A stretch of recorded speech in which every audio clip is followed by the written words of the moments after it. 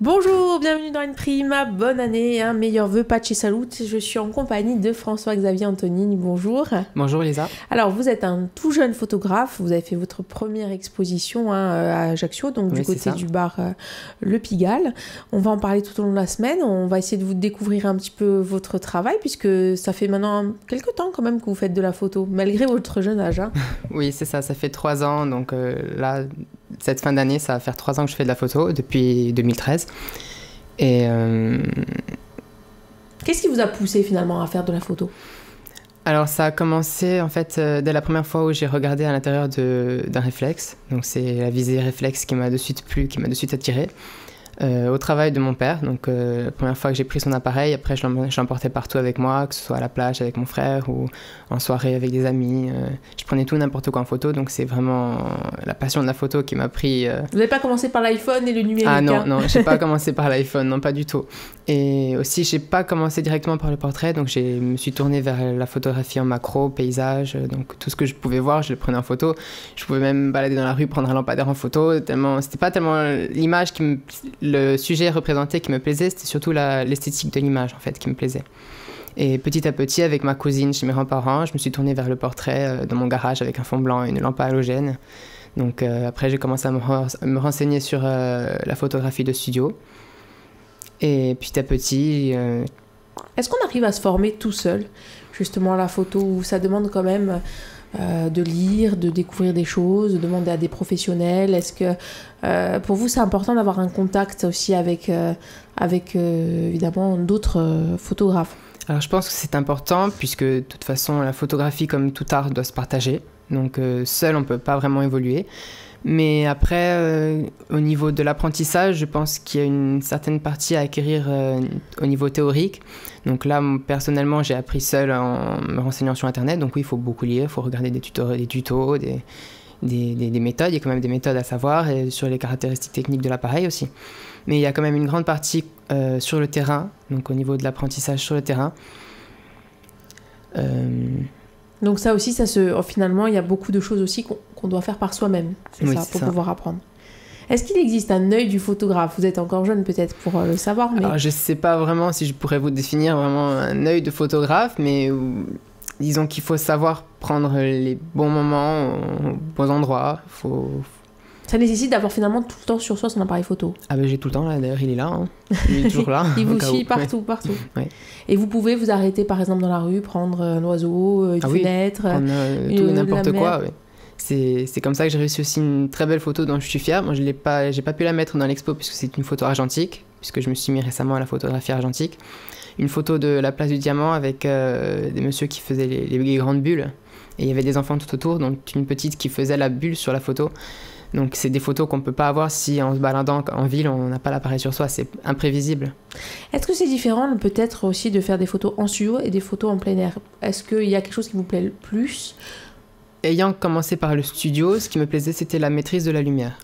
Ensuite, j'ai commencé à faire des photos en extérieur. Je n'y arrivais pas trop puisque c'était une lumière ambiante, on ne pouvait rien maîtriser.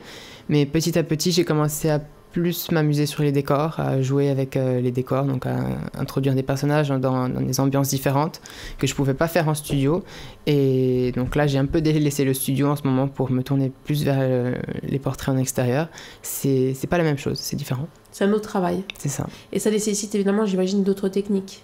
D'autres techniques, oui et non. C'est un peu les mêmes bases, les mêmes principes, mais bien sûr, il faut s'adapter. Il faut s'adapter au décor et à la lumière. Question bête, mais est-ce que tout le monde peut être photographe ou vraiment il faut quand même travailler est-ce que l'iPhone aussi, ça peut remplacer un bel appareil photo? Alors non, moi personnellement, je pense pas qu'on puisse remplacer un appareil photo par un simple iPhone. Après, bien sûr, c'est du point de vue technique. Donc j'ai commencé vraiment à travailler à fond sur la technique puisque c'était ça qui me plaisait, c'était l'esthétique de l'image qui me plaisait, qui m'a plu dès le départ. Donc après, bien sûr, ayant travaillé la technique pendant 3 ans, je peux dire que je me cherche encore du point de vue artistique. Donc c'est vraiment ça, je pense qu'il faut travailler maintenant de mon côté. Et donc pour les photos prises avec des iPhones, oui, c'est cette partie-là qui est réalisable pour la plupart des gens. Maintenant, ce qui va différencier un bon photographe d'un photographe un peu moins bon, je dirais la fibre artistique, mais c'est encore... c'est une autre histoire. Merci beaucoup François-Xavier Anthony. On se retrouve demain évidemment pour continuer à parler de votre exposition. Demain, au revoir. Bonjour, bienvenue dans Prima. Bonjour François-Xavier Anthony. Bonjour Lisa. Alors vous êtes un jeune photographe, hein, vous avez exposé durant ces vacances de Noël justement du côté d'Ajaccio au Pigalle. Vous avez fait quelles sont les photos que vous avez sélectionnées? Il y a des thématiques, à chaque fois vous livrez un véritable travail différent sur ces photos. Il y a eu des portraits. Comment vous avez opéré votre sélection pour cette exposition? J'ai choisi les photos qui pour moi me plaisaient le plus, donc toujours du point de vue esthétique. Ensuite, il y a une grande série de photos qui a été réalisée là récemment, puisque pour une exposition, je ne pouvais pas exposer de simples portraits. Il y a moins d'intérêt, je trouve, à exposer des portraits. Donc j'ai réalisé une série de photos toujours en noir et blanc, donc c'est une exposition monochrome, à part la première photographie en couleur, la plus grande. Axé sur la sensualité, surtout des modèles féminins. Après, pas que des modèles humains, j'ai aussi photographié donc, en macro la goutte d'eau ou des paysages tels la plage à Saint-François. Et principalement des photos en clair-obscur, donc pour accentuer la subjectivité des mouvements, puisqu'il y a certaines photos qui se suivent où on aperçoit vraiment un mouvement caractéristique. Donc... Il y a une série aussi qui était jolie que j'ai vue sur votre site internet, c'était autour du film Black Swan. Oui. Ça vous a beaucoup inspiré? Oui, ça m'a beaucoup inspiré. C'était une belle séance photo ce mois d'août avec des gens dont je suis très fière puisqu'on fait beaucoup de collaborations avec Charlotte B, make-up artiste, et Grace Photographie. Donc c'est des gens vraiment que j'apprécie puisque outre la compétition et la concurrence entre photographes à Ajaccio qui se jettent les bâtons dans les roues, c'est vraiment des beaux moments de partage qu'on a ensemble. Alors justement, ces séries photos, qu'est-ce qui vous inspire? Ça peut être un film, ça peut être une ambiance, ça peut être, je sais pas, un ouvrage. D'où vous tirez vos inspirations justement pour dire tiens, je vais faire une série Black Swan, je vais faire une série... L'inspiration, je l'attire de beaucoup de choses, que ça peut être un film, ça peut être l'ambiance d'un film qui m'a plu, ou juste une citation d'une série, par exemple. Je ne saurais pas vraiment dire d'où je tiens mon inspiration, mais je pense que tout vient de l'enfance et de ce qui me plaît depuis cette enfance. C'est vraiment une volonté d'exprimer ce qui me plaît à mon œil. C'est comme ça que j'ai commencé la photographie, et comme la photographie est très présente dans le cinéma par l'image, le cinéma me plaît beaucoup. Donc c'est pour ça que je me suis mis à la vidéo. Voilà, la ces vidéo temps-ci, qui vous oui. plaît. Alors justement, c'est un travail différent, la vidéo. Oui, c'est tout à fait différent puisque ça mêle la photographie bien sûr, mais il faut quand même prendre en compte le son. Et c'est une autre affaire. Alors là, justement, vous avez réalisé un clip. Donc j'ai réalisé le clip pour le nouvel album de Jean-Marc Tchekald pour le titre Terra Celt. Donc comme c'est un ami à mon père et que mon père joue avec lui au clavier dans son groupe, il m'a demandé de faire son clip. Et ça m'a intéressé puisque c'était une première pour moi. Ils vous ont fait confiance. Oui, il m'a fait confiance, donc il a eu raison, je pense. Et donc ça s'est très bien passé, c'était une très belle expérience. Justement, donc là, ça a été à grande échelle. C'est-à-dire que là, vous êtes passé de la théorie à la pratique, mais à grande échelle. Oui, c'est ça. Qu'est-ce qui vous a... Comment vous l'avez conçu, justement, ce clip? Qu'est-ce qui vous a motivé pour le faire? Comment vous l'avez imaginé? Quand on vous dit, allez, maintenant tu réalises un clip vidéo, j'imagine qu'on se dit, bon là là, qu'est-ce que je dois faire? Qu'est-ce que je dois chercher comme idée? C'est pas évident. On cherche beaucoup, puisque dès qu'on se rend sur l'endroit, d'ailleurs, déjà, il faut choisir un endroit. Donc, en référence on vous a laissé totalement libre de tous les choix, oui, ou on vous a dit, il y a quand même quelques idées qu'on a eues en commun, et puis des propositions, bien sûr, ça c'est comme tout. Mais on se rend d'abord sur l'endroit qu'on a choisi en fonction de l'ambiance, de la musique, de ce qu'on aime aussi. Et donc, une fois qu'on est sur le lieu du tournage, bon, comme c'est un clip musical, il y a quand même des prises qui sont inévitables, donc au chant ou aux instruments. Donc ça meuble quand même bien le clip. Et petit à petit, on arrive à accumuler assez d'images pour former un beau clip. Merci beaucoup François-Xavier, on se retrouve demain. Évidemment, on va continuer à passer cette semaine en votre compagnie. Merci. À demain, au revoir. Bonjour, bienvenue dans Imprima. Nous sommes mercredi et nous sommes en compagnie de François-Xavier Antonini. Bonjour. Bonjour Lisa. Alors, vous êtes un jeune photographe, mais vous avez aussi réalisé tout récemment le clip du dernier album de Jean-Marc Tchécal. On en a parlé un petit peu hier. Comment vous l'avez conçu, ce clip? Quelle histoire vous avez voulu raconter justement à travers ce clip? Alors, comme on l'entend dans la musique, beaucoup de sons... Le son celte. Le son celte, oui, voilà. Donc, une ambiance donc dans la forêt. On a choisi le décor de la forêt pour réaliser ce clip. Et une ambiance très féerique, donc celle qui correspond bien à l'image de Jean-Marc. Et... Vous avez réussi à... Comment on dirige aussi un peu les artistes? Parce que quand on est tout jeune comme vous, ça doit pas être évident justement de diriger les artistes, de leur dire il faut faire ci, il faut faire ça à tel moment. Comment ça se passe? Bien, je me suis jamais trop posé de questions en fait. Dès qu'on se rend sur un lieu pour tourner un clip, on est de suite très complices, donc l'ambiance est très calme, très détendue. Donc c'est pas très compliqué au final de diriger. C'est pas compliqué et puis j'imagine que c'est enrichissant. Et puis vous avez joué un petit peu tous les rôles parce que c'est pas une grosse production, donc j'imagine que quand on tourne un clip à ce moment-là, on joue un petit peu tous les rôles. Là, on est à la lumière, on est à l'éclairage, on est au son, on est à tout. Et c'est ce qui me plaît. C'est pour ça que le cinéma me plaît beaucoup, puisque j'aimerais tout faire. La réalisation, donc par l'image, par le son. Tout me plaît, l'écriture du scénario, tout me plaît là-dedans. Il y a une écriture de scénario aussi justement quand on réalise un clip, parce qu'on a l'impression, quand on n'est pas du métier, que réaliser un clip, c'est aller tourner 2-3 images comme ça. Non, il y a quand même une écriture. Il faut quand même écrire, détailler tous les plans, le temps de chaque plan, sur la vidéo, sur la musique. Donc oui, c'est assez complexe. C'est des choses que vous avez apprises ou que vous avez un petit peu apprises sur le tas? J'ai appris au fur et à mesure en me lançant dans l'aventure, oui, c'est...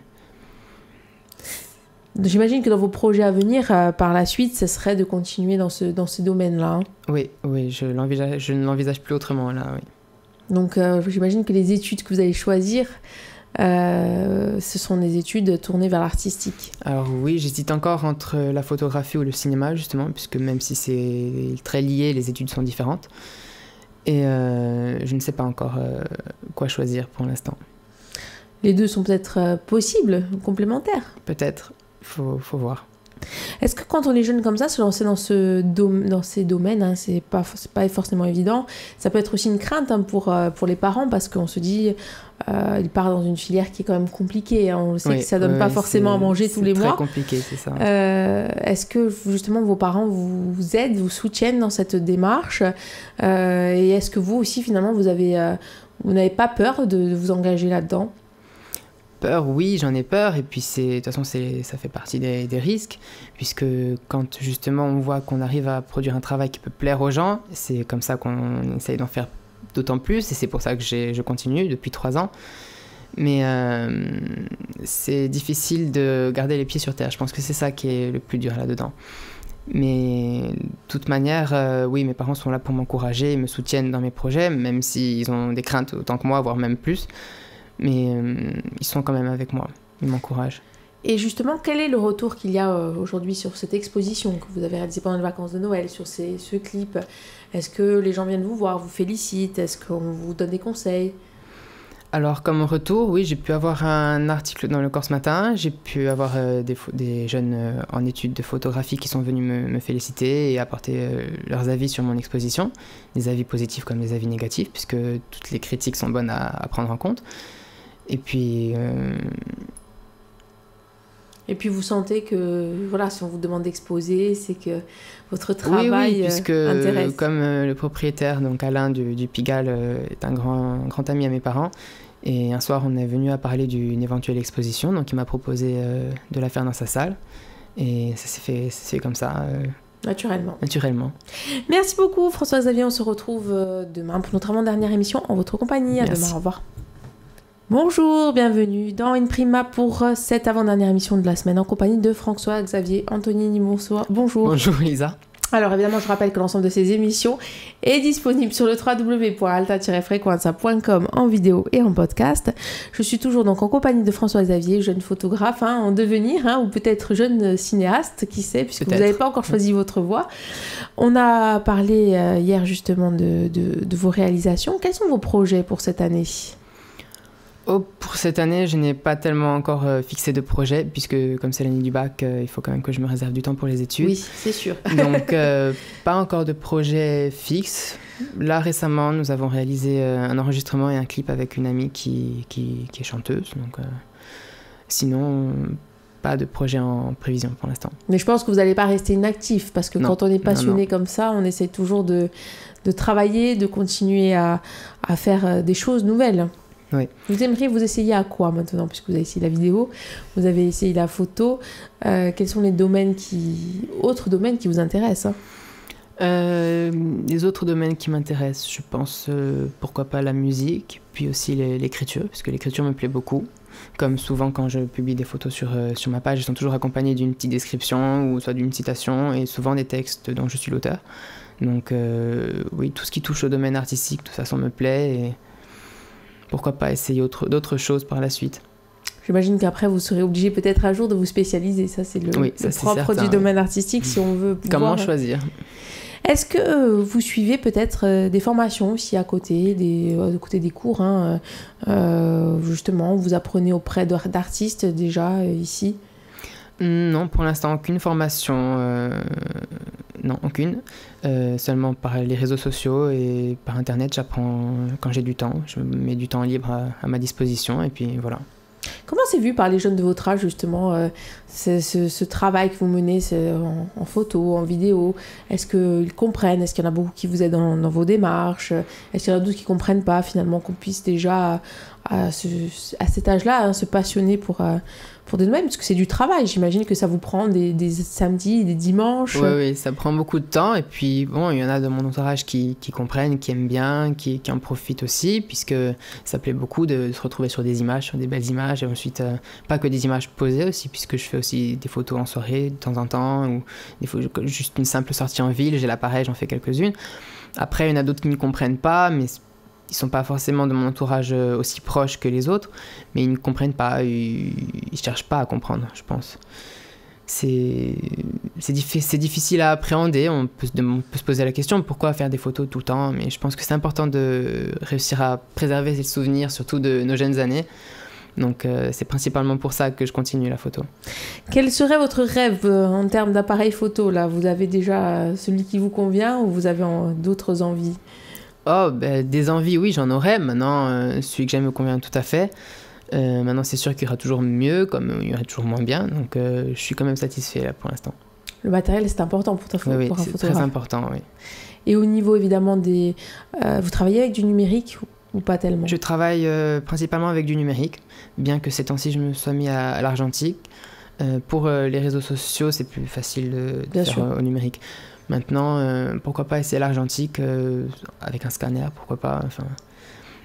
C'est un autre travail, j'imagine. C'est un autre travail, c'est beaucoup plus long, ça prend beaucoup plus de temps, mais de développer tout. Qu'est-ce que ça vous apporte justement de travailler avec l'argentique ? Alors avec l'argentique, moi ce qui me plaît c'est le contact avec les objets, avec les pellicules, les produits.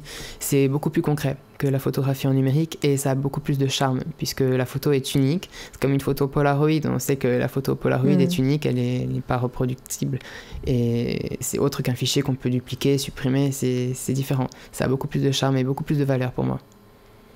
Merci beaucoup François Xavier, on se retrouve demain pour la dernière émission de la semaine. À demain, merci, au revoir. Bonjour, bienvenue dans Prima. Nous sommes vendredi pour cette dernière émission de la semaine. Je vous rappelle que l'ensemble des émissions sont disponibles sur le www.alta-frequenza.com en vidéo et en podcast. Et je suis toujours en compagnie de François Xavier Anthony. Bonjour Lisa. Merci d'avoir passé cette semaine dans notre compagnie. Je crois que c'était votre première à la radio. Oui, c'était ma première, oui. Voilà, écoutez, c'est fait maintenant. Donc, on a parlé évidemment de vos passions, puisque vous êtes photographe pour l'instant amateur, et puis aussi en vidéo, mais vous avez quand même réalisé déjà un projet professionnel, puisque vous avez tourné ce clip de Jean-Marc Tchékal. Oui. Là aussi, dans les années à venir, justement, est-ce que vous avez envie de proposer, même dans l'année qui vient, votre collaboration à d'autres artistes corses? Comment ça se passe? Est-ce que vous allez démarcher ou est-ce que vous attendez qu'on vienne vers vous? Démarcher, en général, je ne démarche pas, puisque bon, c'est pas mon principal objectif de proposer mes services.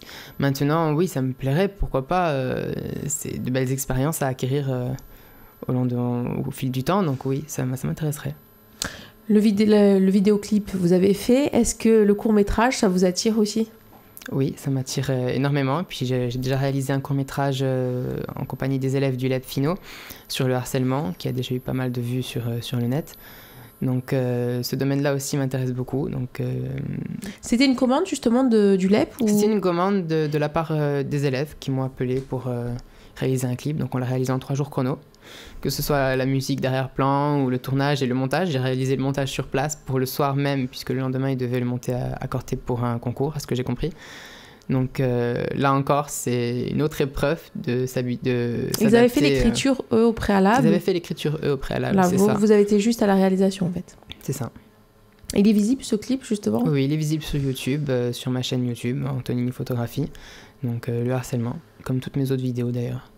Donc vous mettez en ligne, évidemment, vos vidéos, vous mettez en ligne vos photos aussi. On peut le dire, Internet, c'est fabuleux pour ça. Ça permet de se faire connaître. Ça permet de se faire connaître et de partager vraiment cette passion que je n'aurais peut-être pas eu autant s'il n'y avait pas eu les réseaux sociaux. Parce que c'est vraiment grâce à Facebook, quand j'ai commencé à publier certaines photos que je faisais. Bon, je faisais déjà beaucoup de photos, c'est pas grâce à Facebook, mais c'est grâce à Facebook que j'ai pris conscience que mon travail pouvait plaire et c'est ce qui m'a encore plus donné envie de faire de la photo.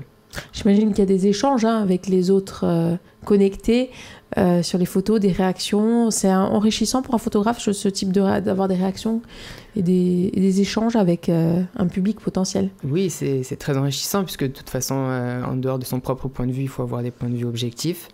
Donc il faut quand même récolter le point de vue de tout le monde, savoir s'ils ont un avis plutôt positif ou négatif, puisqu'on peut croire que ça va plaire, mais ça peut pas forcément plaire. Donc c'est important de prendre des avis. Oui. Comment vous expliquez justement que les élèves du LEP Fino aient fait appel à vous? Est-ce que c'est grâce à Facebook? Est-ce que c'est grâce au travail que vous avez mené jusqu'à présent? Vous commencez à vous faire une petite place. Comment vous l'expliquez? Alors, je pense que c'est grâce à Facebook, puisque c'est déjà une plateforme très connue et puis qui me fait connaître beaucoup. Et par la photographie, j'ai rencontré beaucoup de personnes depuis que je pratique cette passion. Donc je pense que c'est grâce à ça. J'imagine que maintenant, vous l'alimentez chaque jour, au quotidien. Oui, tous les jours. Avec d'autres photos. Malgré que cette année, ce soit une année importante pour vous, on peut le dire, puisqu'il y a le bac, vous allez continuer à faire des séances photos, peut-être? Oui, je pense continuer, peut-être un peu moins fréquemment, bien sûr, surtout après la reprise de 2016. Mais oui, je pense continuer encore. Vous êtes à l'origine des séances photos ou est-ce que, par exemple, des gens peuvent vous contacter pour dire « j'aimerais faire une séance photo sur telle ou telle chose » ? Souvent, c'est moi qui contacte quand j'ai une idée en tête d'un lieu particulier, d'une ambiance, d'un thème particulier, ou comme lors de nos collaborations. Mais souvent, oui, des gens peuvent me contacter, et puis en fonction de mon temps libre, si j'ai du temps à leur accorder, oui, il n'y a pas de souci. Vous faites une sélection quand même. Je fais pas tellement de sélection, mais c'est surtout par rapport à mon temps libre, je privilégie mes projets personnels, et ensuite, quand j'ai du temps, je peux offrir mes services.